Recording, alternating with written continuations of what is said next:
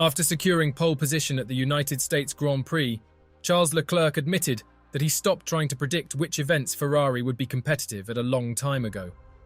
Ferrari's performance has been quite variable over the course of this year's races.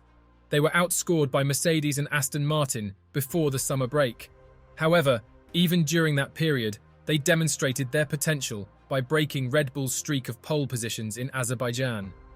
Their season started to turn around after the midway point of the championship, and in Singapore they became the only team to defeat Red Bull and claim victory in Grand Prix.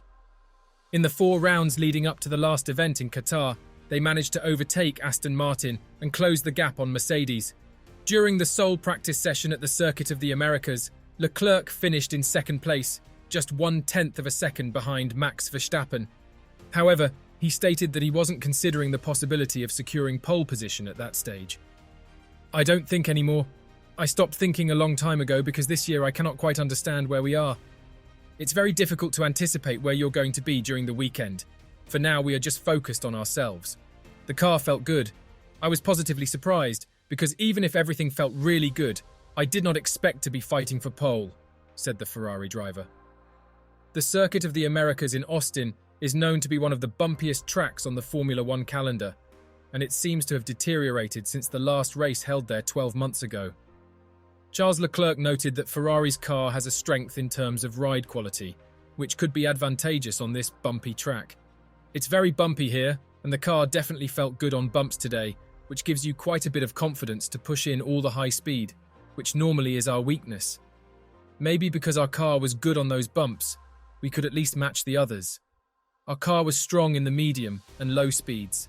So again, it's very difficult to understand where you're going to be coming into a weekend, but for some reason, this weekend, we are the strongest until now, which is good." Despite his uncertainty about his car's competitiveness, Leclerc noted that Ferrari now has a much better understanding of the SF23's behaviour compared to the earlier part of the year. "We've learned a massive amount since the start of the second part of the season. We haven't brought massive upgrades since then, but we learned how to maximise our car. That helped us to be a bit more regularly at our 100%, and today is once again the proof. So, it's a good time for the future," said Charles Leclerc.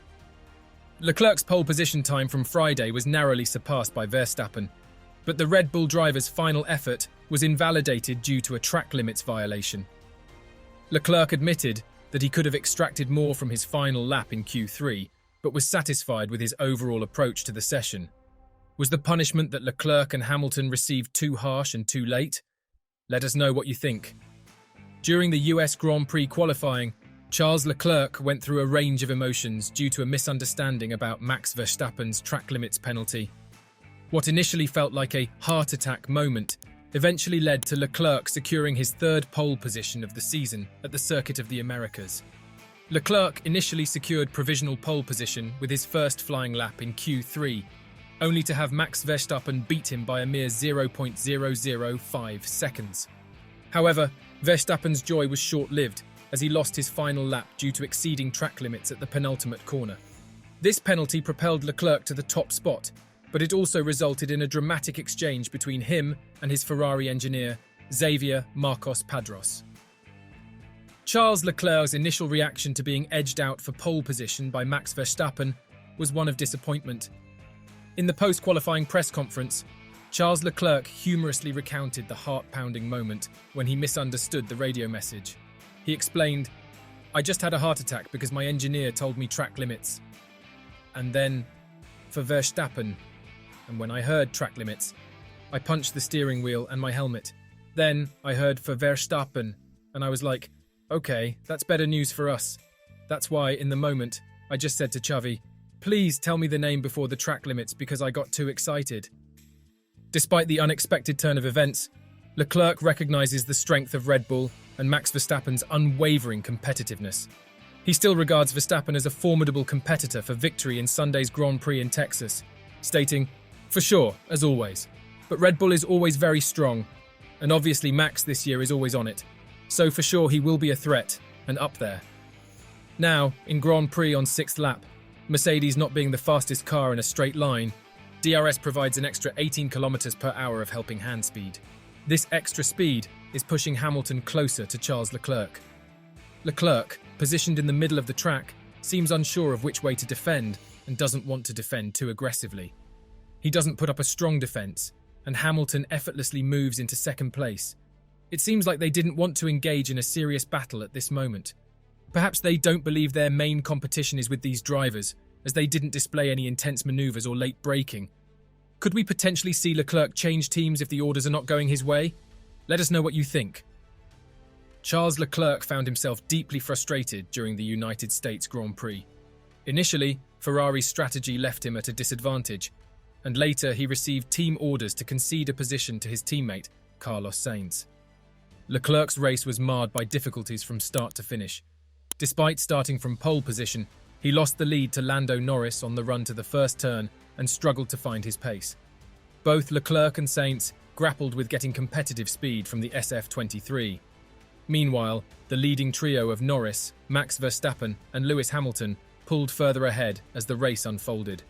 Regrettably for the Scuderia, the strategy they employed proved to be suboptimal.